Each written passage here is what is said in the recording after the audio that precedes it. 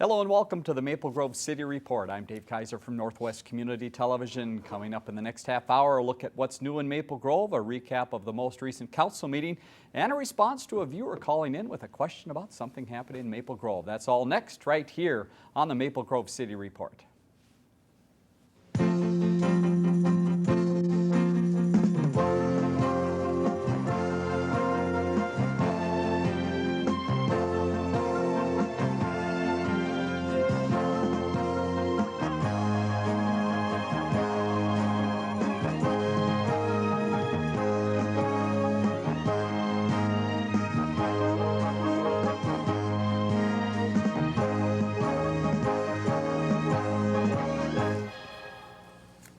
And thank you for joining us on the Maple Grove City Report, joined by City Administrator Al Manson with his book full of notes here. Welcome, Al. Thank you, Dave. We've got a lot to talk about today, not only happening in town, but the most recent council meeting and a viewer call-in. Yes. So they're going to test Al here with a question about some development in town. And this isn't an odd occurrence that people in Maple Grove will go, I just drove by something and I have no idea what they're building there, right? Yeah, right? And the caller asked about, I want to say Garden Lane, but that's not right. It's Garland Lane and County 30 in that area up in Maple Grove. And there's a lot of action on County 30, so maybe give us just a recap of that whole stretch there. Well, thanks to the viewer, first of all, for viewing. And secondly, for the question. It's Garland Lane and County 30. Now, there's two areas there. One, if he's referencing up by Menards, closer to Menards, Garland Lane will come out at that angle as well. Okay. But that's a company called BioLife. It's a one-story medical office building that's being developed there. Okay. The other possibility is, and this is off of County 30, but it's on Upland, is the Park Nicollet Regional Medical Center. Right. And that's a multi-story medical center that's under construction right now. So my thought is if he does reference Garland Lane, he might be thinking of that BioLife medical office building that's under construction. So. And what's the timing on both of those projects? Any idea on when those will be open? I do not have an exact timing on that. Park Nicollet is a very large project. Right. That's in excess of 93,000 square feet. Okay. And so that one, it could be, I suppose, possibly late fall. The other company, my thought is it's a one-story office building. They probably should be able to have that wrapped up within the next 2-3 months. And as I recall, is there more going in that area behind Menards? That's not just this one business, is that correct? There will be more there. It's all part of TRICARE's Right. land and part of TRICARE development that Streeter Companies has been working on. So we'll see some other uses going in there. But right now, this BioLife is the one I think that our viewer is referencing. Excellent. All right. Well, thank you for the comment in. Keep Yes. your eyes out for things in Maple Grove. Absolutely, yes. We like to quiz Al every so often of what's going on in Right. town. Speaking of what's going on, before we get to the council agenda, let's talk about some of the things new in Maple Grove. What should residents know? Well, This past Saturday, we dedicated the three new gyms, as a part of the Maple Grove Junior High. Great facility, and that's a wonderful example, I think, of a spirit of cooperation between the Osseo Maple Grove Basketball Association, the school district, and the city of Maple Grove. And so three of us were involved in that. And so the gyms are very nice. It's about 40,000 square feet.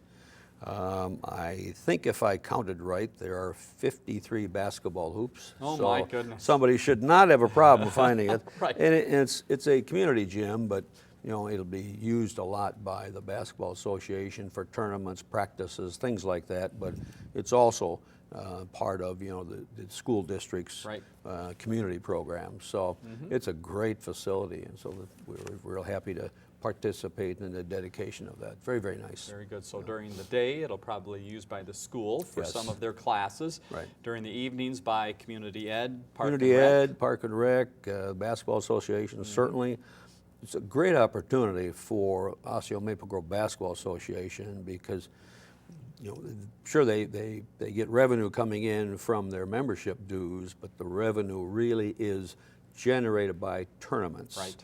And so this provides a wonderful opportunity for the Basketball Association to generate good revenue. Exactly. So stop by some weekend and pay a few bucks and watch some great kids playing basketball. Yeah, I mean, it's a wonderful facility, just absolutely wonderful. So, a couple other things. People probably sometime this spring will notice Hampton Inn going through a facelift. Okay. Marriott's owned by the Marriott. The Marriott relicensed all of their hotels throughout the country, and in the process, they do facelifting. And so you'll see a lot of work with the Hampton Inn outside, the exterior work. And so we've already taken a look at that as staff, and we find that acceptable. So it'll look very nice. And that is one of the earliest in that whole It new is. portion of the gravel mine areas. I remember back. Right. When was that built? Do you have an idea? Of Oh what gosh, year was that? was Was it the 90s or was it in the 2000s? No, I'm thinking it probably was around 2000, so it's been about 14 years. Okay. 15 years, something like that. But that was put up by the Torgerson Group, and they have another one in town as well. But that'll go through a very nice facelift. Right. So. Okay, good. A few other things at former Shell Station on County 81, which we have talked about Yes. from Right. time to time over the last 3 or 4 years. Demolition of that will start on April 7th. You'll have some people And- clapping, I think, probably in Right, town. no doubt about that, yes. And it'll run till April 23. So there's about a period there when the demo and hauling everything away will take place. The underground tanks will be removed. And what will eventually come out of the ground is another Shell Station convenience store. So, but it's great to get that one. But the small strip mall next to it obviously stays as is with the subway and the It diving does. facility. Okay. Yes, it does, right. For viewers that haven't noticed, Houlihan's is gone. That was demoed, and in its place will be a multi-tenant retail center. For those that also may not have noticed, IHOP has closed, and so my grandkids are greatly disappointed. They love those character pancakes. Sure.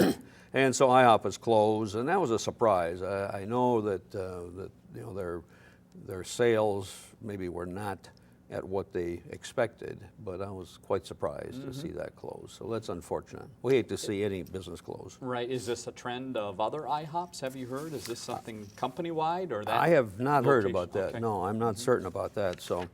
And at that retail center at the old Houlihan site, do we have any businesses that have been named yet, or is that still pending? No, I think that's still pending. Okay. My sense is that the developer probably does have some, users in their mind, and maybe in already, a letter of intent or something. Sure. But they have not divulged anything to us yet. So. Yeah, I would imagine that would be a popular corner, so we'll keep Very you up much. to date on that in future programs. Sure will be, right. Outdoor warning system. We completed a study of our outdoor warning system, and in all of Maple Grove's developed areas, residential, commercial, industrial, we have 99.1% coverage of our warning systems. We have 22 warning systems. All of them now are battery backup, so if there is a power failure, the warning systems would still operate. 6 of them also have solar power. And so we eventually might take a look at solar power on more, but we do have 99% coverage of our warning system. We have Vascular Solutions, which is down in the Wedgwood Commerce Center. They have a facility down there that they own.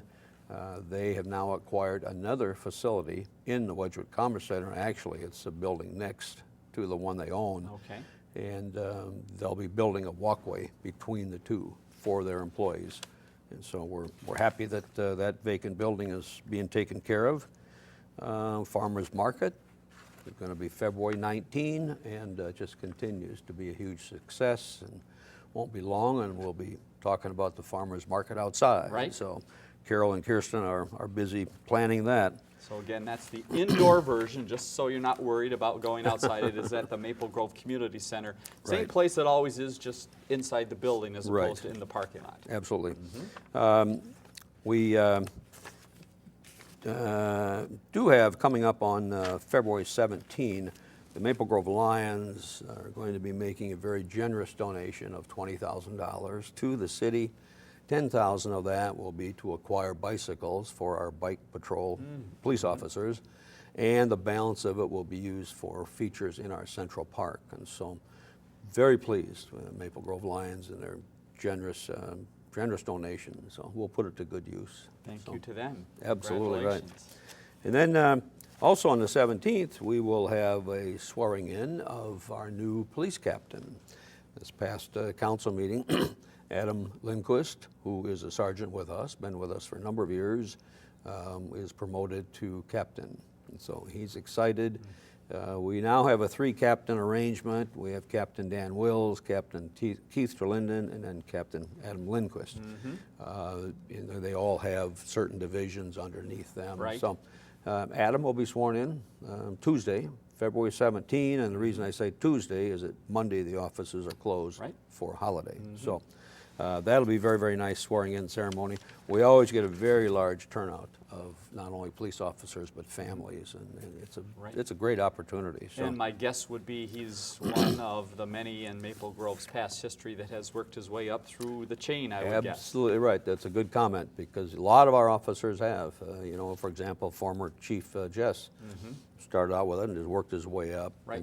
And former Chief Dolman also did the same thing. And all of our officers, they'll start out as in the good old foot patrol, work their way up through different divisions, investigations, whatever the case may be, move into the sergeant ranks, and then eventually, if an opening pops up, into the captain. And who knows, maybe one of these 3 at some point in time will become a chief, although our current chief is a young guy. So Chief Warner's not going anywhere. Right. I told him that you aren't going anywhere. He just came to town. That's right. But and we hope that we don't lose any of our 3 captains to another community. Exactly, which can happen as well. But they're well qualified, so we're very, very happy about that. The council meeting itself was smooth. We just had a couple of items on consent of note. One was, again, the selection of Adam Lindquist as our 3rd captain. And then the Youngstead Car Wash, we did approve that. That will be over next to the Holiday Station by Menards. Youngstead's has a car repair business over there now, but the car wash will be on a separate parcel. It will not be attached to their current business. And so we did do a formal findings of fact for Mount Fuji. They had a liquor license violation, and so they will be, the sale of liquor will not be able to take place on February 9 and 10. Okay. The restaurant still is open. They can still serve food, non-alcoholic beverages, but they just cannot serve liquor on February 9th and 10th. And that's their first violation. So. And speaking of the liquor thing, we today are just completing our alcohol compliance training. That is mandatory. We require all businesses in town that have a liquor license, whether it be on sale, off sale, to attend the liquor training. It goes through, we have individuals that are very well versed in liquor compliance. And so they do a very, very nice job of educating all of the folks that work at our various establishments.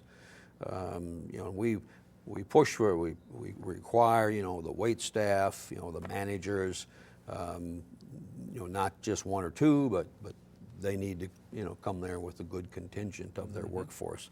And in almost all cases, there's lots of handout material, and so they'll take that back. They in turn then will educate the rest of the staff. So, but we do this in several different times throughout the year, and so it can be kind of spread out. So if a particular restaurant's not able to send their staff on a particular time, there's always another one that pops up. So we try to, at some point in time, we will try to get to 0 liquor violations. We had 4 this last time. But each time we keep hoping to get to 4. Yes, a little bit closer. So, tell me about the number of establishments. When people try to figure what that total number is, it's a rather large number in Maple Grove. I'm recalling something in the 50s, 60s. Is that correct? I believe now, including on sale and off sale, And some establishments are just wine and 3-2 beer. Okay. But including everybody, I think we're about 57. Okay. Right? Remember the days when typically it was the Lookout Right. and Pulaski's. You know, it's a, Very small number. And at these trainings, I would guess a lot of it is review. A lot of it Yes. is information that has been around for years and years. But on occasion, I would guess there's new technology. So that's another reason it's important for these businesses to go, because there are new ways to try to fight this problem, if you will. Right. And your people have the first look at some of that new material. Is that correct? Does that happen on occasion? absolutely right. The new technology that's out there, you know, to help you know, prevent sales to someone that's under 21. Many times, though, it still comes down to the person. Right. That's, you know, we've had cases where individuals will look at a license, they know someone is under 21, for whatever reason, they will bypass the technology and go ahead and sell. Right. We have a number of cases where someone has looked at the license, and clearly the license, it can't be much more clear, you know, under 21.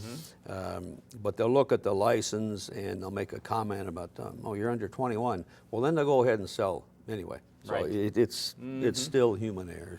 So the technology can't fix human error. Is that what you're telling me? It can't. Okay. No, it It certainly can help, but still. it helps a great deal. Right. And the technology today is getting more and more sophisticated. And I guess if you're a restaurant, you're serving alcoholic beverages, which is a big part of your business livelihood. You're going to want to have the latest technology to try and not have a violation, because we're strict. We are pretty strict with that. First violation, there's no sales for 2 days. If it's a second violation, third violation, it gets even more harsh. If you have more than the third violation, then you're shut down. And the city does have the authority to suspend the license. And so we follow it very, very carefully. Right. And again, we're hoping for 0 violators. So. Sounds good. We had one public hearing at this past council meeting, and that was the Community Development Block Grant Funds. It's a federal program through the Housing and Urban Development, and they provide a lump sum to the counties. We're part of Hennepin County, and so then we get a portion of that. Right. Our share this time is $136,000, which is about what it was in 2014. So then we have to determine how is that going to be divided up. Not more than, I believe, it's 15% can be used for various social services, and then the balance can go toward other activities. We approved the distribution with $5,000 will go to our Maple Grove Senior Center. And our senior center has so many wonderful programs for the seniors. Oh, yes. So I always joke with my wife and say, I can't wait till I'm a senior. And her response is? You passed that long ago. So but anyway, the Community Action Partnership of Hennepin County, we've granted $5,000. Homeline, which provides rental assistance provides a hotline, so to speak, for those in need of rental property, Okay. Helping them with any foreclosure issues, financial issues, things like that. So we provided $5,000 to them, and these organizations we've provided some money to every year for quite a number of years. And then the Senior Community Services. It's not our senior center, but it's a different organization. The balance end of the funding, we'll be providing $40,000 to homes within reach. We've been doing that for the last few years. Our investment in their organization allows them to generate additional money to then acquire a home. I believe that they have acquired maybe 6 or 7 in Maple Grove over the years for affordable housing. And so that's been a very successful program. The Hennepin County Rehab Program, if people there's an income threshold that has to be met. but they can contact the county and they can use money to help rehab their homes. We decided to put some money in our scattered site housing rehabilitation. The city has, I think it's 28 units of scattered site housing, and so there's a cost because that ages, and so there's always a cost of replacing something. So we put $20,000 into that account, and then we put $30,000 into our scattered site housing program itself. We're giving serious thought to buying scattered site housing number 29. There's good opportunities out there right now for acquisition. Our scattered site housing program is unique, and it's really nice, is that the city can go in and you may find a blighted home, which is a blight on the neighborhood. Right. And the city can go in and through negotiation acquire that, and then we fix it up. And then obviously, the neighborhood is happy because that blight is now gone. So our scattered site housing program has been held up as a prime example of affordable housing programs. And in fact, a number of years ago, the Metropolitan Council copied our program, and they have 20 scattered site housing units. Okay. Now, these are all scattered throughout the city. They're not all congregated in one area. So, a couple other things, Sky Arbor Lakes, they have come in for their second plan, their second phase. Fantastic. If you watch Silvercrest on Main, that is a multi-story senior project that is developing fast. Right. We were commenting about the Red Rock Business Center, that huge 300,000 plus square foot building is going up fast. Right, that's the one along County 81. County 81, yes. Across from Osseo Senior High School. Yes. And there are businesses, as I understand, that have already spoken for some of that space. That's why it got bigger than it originally was planned for. It did. It was not, I think it's now 319,000 square feet, but it was not planned to be that size. And then they found a user that needed more space. Right. They, in addition, will probably do another building of about 40,000 square feet, and they may do that this year. It's hard to say, or they'll do it in 2016. But it's a strong industrial market. We've always had a good, solid industrial market in Maple Grove. So, will the access to that building be off of, I guess it would be 89th Avenue on the opposite side? It will not be a new intersection off 81. well, there'll be an access off of 81 to it. Okay. Somewhat across from the access that goes into the former Shell station that's going to be coming down. Right. So they'll be there, and then when they do their second project, there'll be an access off 89th as well. So there will be two access points. Okay. So that was it. Right now we are at 18 single-family units versus 13 last year. Last year we did 173, I think it was, single-family units, but we did a number of multi-tenant housing units as well. So it's the other thing is I like to point out to folks is that the crime rate in Maple Grove is down. Very good. One exception, and that comes with the vast amount of retail that we have, and that's shoplifting. Typically, any community that has Woodbury's the same way, any community that has a great amount of retail is always going to find shoplifting goes up. Right. But other than that, domestics are down, violent crime is down, just a whole wide range of all of our police activities. The crime rate is down, so we're very happy with that. So, excellent. yeah, we're a safe community. That's good to hear. A couple other things while we've got a few other minutes. We've got Al here. Let's talk about a little recreation for people. Wanted to see if we can get an update on outdoor ice rinks and indoor walking at the Dome. How are both of those faring as this winter has given us some rather strange weather? Well, it certainly has. Our outdoor rinks, we flooded them and they were fine, and all of a sudden we had to thaw. It took care of the rinks. Well, then we had a hard freeze, and then the ice rinks themselves are terrible to try to skate on. And so then that was resolved. We have reflooded, we scraped and reflooded a number of them. But now they're talking about temps in the 30s coming again. So, the outdoor rinks, it's one of those things that's very difficult. It's always going to be up and down because you're at the mercy of the temperature. Very true.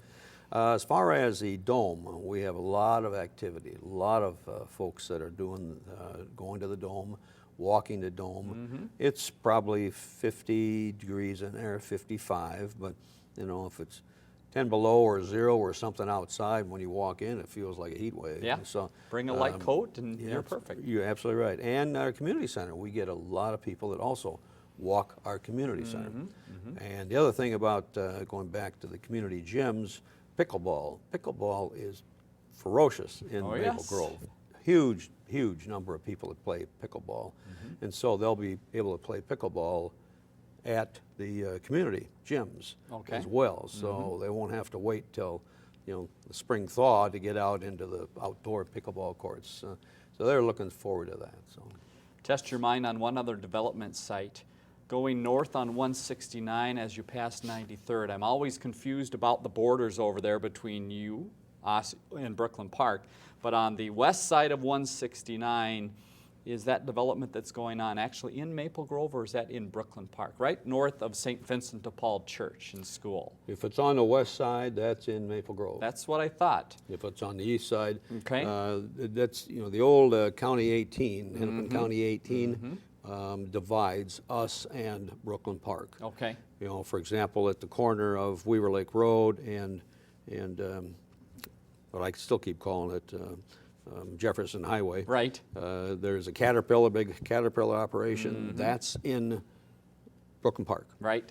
Go on the other side of the road, that industrial development's in Maple Grove. Okay. That holiday station there is in Brooklyn Park. Go across the street. Right. That's so there's a little bit of a confusing border up Yes. there. But obviously there's some development that's starting a little bit to the west of 169 up in that area of 610. Do you know what that is at this point? Or that's residential that's going up in there. We really don't have any commercial or industrial things that are taking place up in there. Okay.